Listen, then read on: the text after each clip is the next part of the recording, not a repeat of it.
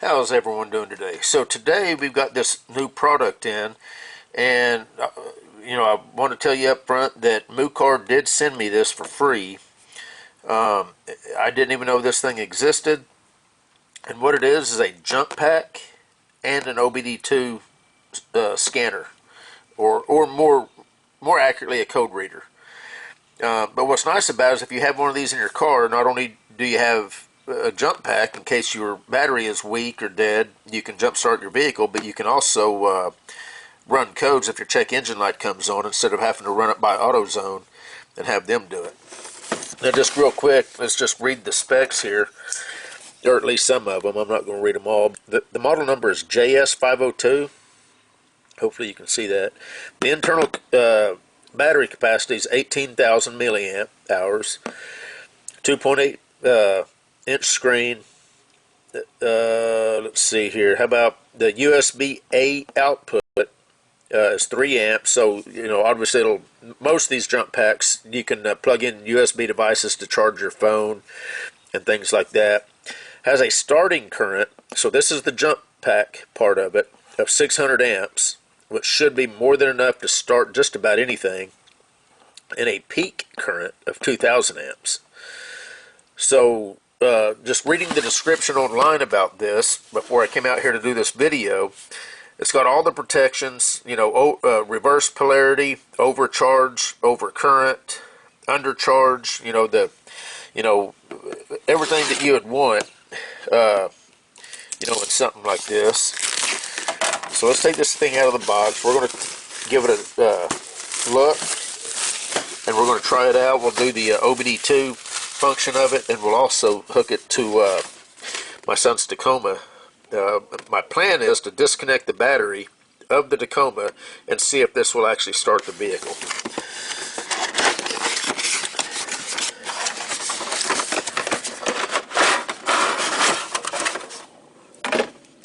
So just right off the bat, the one thing that I do not like so far is it does not have a case.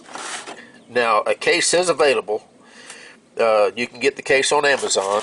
So there is a case that you can buy, for this, and I personally would want a case whenever I have it in my car, just so that everything's together. You've got the jumper cable, side of it here that you're going to want to keep with this. But let's take a look at it. So you can kind of get an idea of how big it is. It's not overly, large. There's the update port, USB port hooked to your computer. It's got some instructions on the back on how to hook it up and jump start your vehicle. Here's the port for the jumper cable plug. Looks like it's got a light. Is that a light? Yep, that's a light. There's the USB-A for charging, devices like cell phones and tablets and stuff. Got a Type-C input, which is what it comes with. It comes with a Type-C. I'm assuming you can charge this with this cable. I don't know if it will charge through the OBDII port.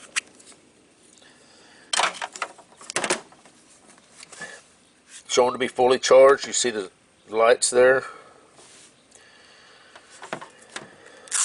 We'll go ahead and pull that off since it's kind of coming off anyway. Okay, so before we turn it on, let's just take a look at the jumper cables here.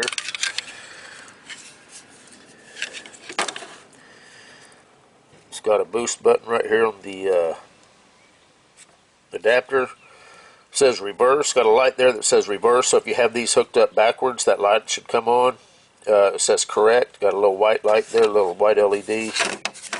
And then of course you got your button, you hit boost to start your vehicle. And it does come with the little charge cable. I don't know if this is going to charge or if it's just for the update. So let's go ahead and see what we got to do to get this thing turned on. And we'll just hook it up and we'll do an OBDII scan real quick, and then we'll disconnect the battery, and we're going to see. Okay, there's the light, the LED. So at night, you know, if you had to change your tire, looks like it's got a strobe. Yeah, it looks like you could do all that. So I don't know if this button,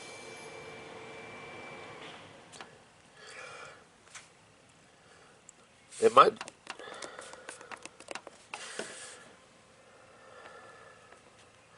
So that must just be just for the jump pack. This probably powers up whenever you plug it into the car to check the OBD2. So let me go get the keys, and that's the next step. Alright, so let's go take this thing and let's hook it up, and first we're going to do just an OBD2 code scan. Feels rugged, feels feels solidly built. Feels like you could probably drop it and it'd probably survive it.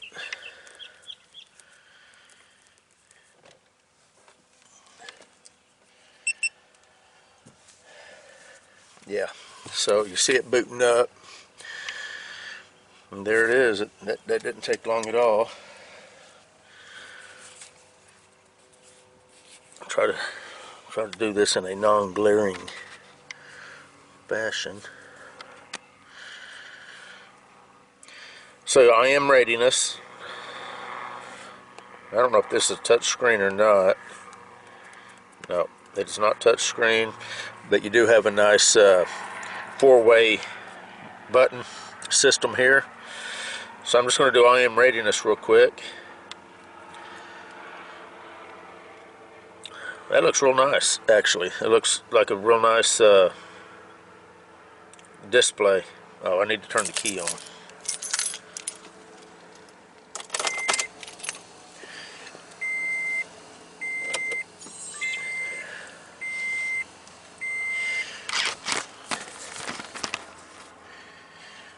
Okay, I'm going to crawl in here real quick. Okay, hopefully you guys can see that. So there's the I am readiness. So just a real quick, nice, easy to read display. So if you're getting ready to take your vehicle in to get inspected, you can do an I am readiness check real quick. Make sure that they're not going to gig you on that.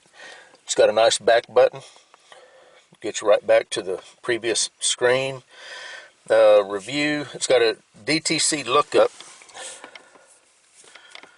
Try to make sure you're in frame here. Looks like you can print from it. It's got a help, setup. Let's go into setup before we go anywhere else. So language, unit of measure.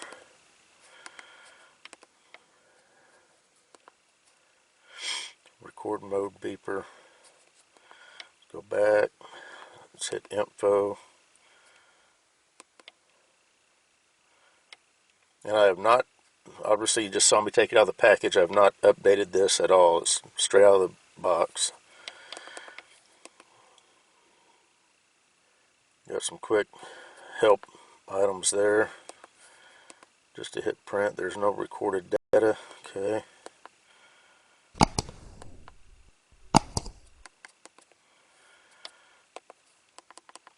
Does have a DTC lookup, so you just type in whatever you want here. We'll just do, I don't know, 340 camshaft position sensor. So if you in fact, let's just do a diagnosis here.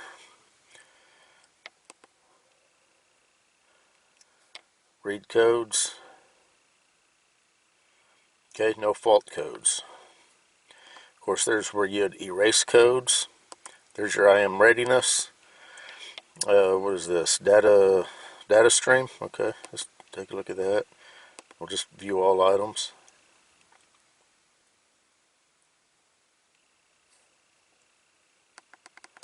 And you know, if you've seen my other video on the MUCAR CDE 900 Pro, man, it's a really nice scan tool. The display is nice and bright. The update rate is good. It's a functional tool. So if this is anything like that as far as the OBD2 reading, I think that would be, that's going to be a good a good easy to use OBDII scanner. And like I said before, a lot of people, whenever their check engine light comes on, their first thought is, well, let me run it by AutoZone or an auto parts store, let them scan it. And of course, if you've ever done that, whatever code pops up, we'll just say it's that cam sensor code, that 340. First thing they're going to tell you is you need a cam sensor, and they're going to try to sell you a cam sensor. And you may need a cam sensor, but you might also have wiring issues or something else going on. But either way, if you've got this in your glove box, there's not any having to run by the auto parts store. You just pull this out of the glove box, hook it up, and bam, you've got your code reading.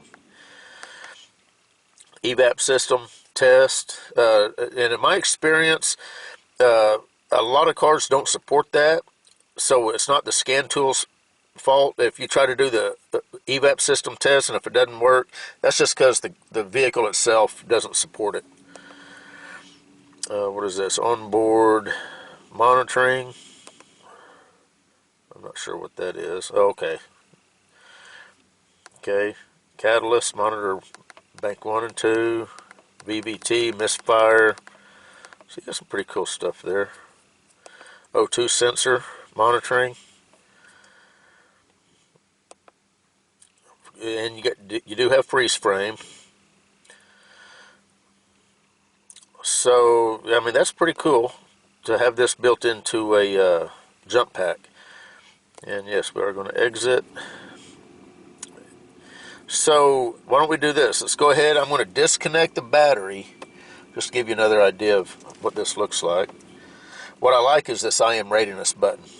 I mean, you just hit that, and instantly you don't have to get into any menus, and it tells you right off the bat whether you've got any monitors not ready yet. And if you're not familiar with that, if you go get your vehicle inspected, 96 and newer, when they plug into your computer, into your OBDII port, this is the main thing they're checking, is the I am readiness. They're counting on your vehicle's computer to do a good enough job of determining whether your vehicle is emission friendly or not. And if you are driving a 2000 or older, at least here in the state of Texas, you can have 2 monitors not ready and it'll still pass. If it's a 2001 or newer, you can only have 1 monitor not ready and it'll still pass. And this is a good way. Before I ever take any of my vehicles in to have them looked at, I run this with one of my scan tools just to make sure that I'm not going to get up there and they're going to say, oh no, it won't pass because the evap isn't ready or whatever, the EGR, just whatever the case may be. So it's always good to run this before you take your vehicle in to get it inspected. And if you're working on your vehicle and you want to make sure that the monitors are able to be set, you want to be able to do that. Anyway, enough talk.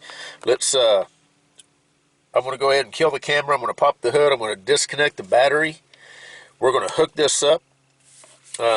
According to this, we've got 4 bars or 4 lights. So that's indicating a full charge. And we're going to see if it'll just crank and start the vehicle. So let me get that done. Okay, so see if we can figure this out. So basically this is going to plug in and it only goes in one way.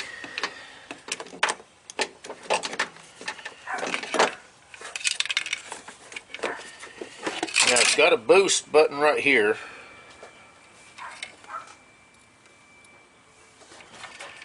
That I'm assuming that we're going to have to push. I'm going to put this down like that. And I went ahead and disconnected both battery cables. Now technically I could have only just disconnected one, but I wanted to clean these anyway. We'll just connect up right here. Make sure you got a good connection. Clamps feel solid. I'm going to hit boost. I hear everything inside come on. It says correct. Got green light. Then I'm going to see if it'll start.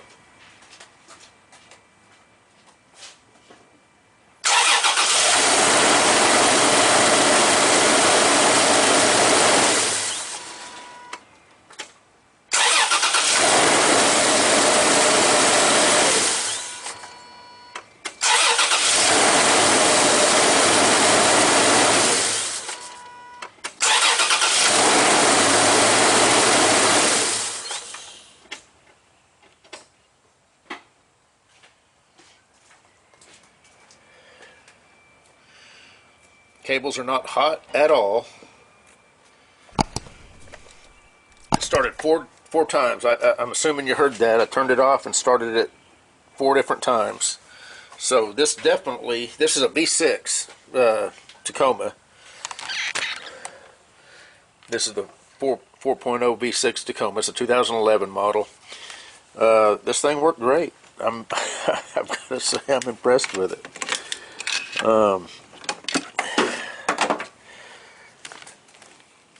I mean, guys, if you need a code reader and a jump pack, this might be something you may want to look into, because this would be a very handy feature. We're down to 3 bars, or 3 lights. Yeah,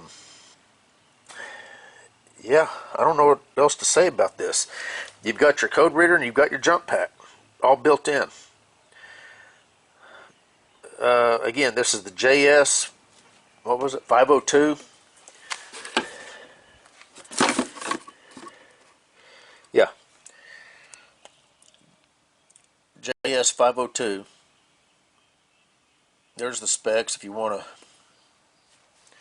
read it. It is updatable, and that's what I'm going to do right now. Is I'm going to go update this and see if there's anything worth talking about after I update this. I'll add to this video, but if not, this will be the end of it.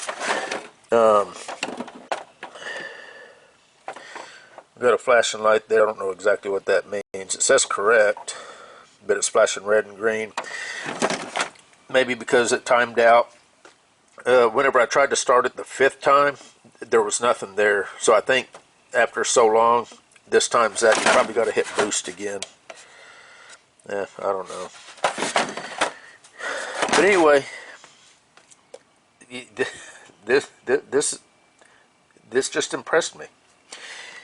Anyway, this is by MUCAR, and if you're not familiar with MUCAR, let's see if it says here on the back. MUCAR is actually a product of ThinkCar.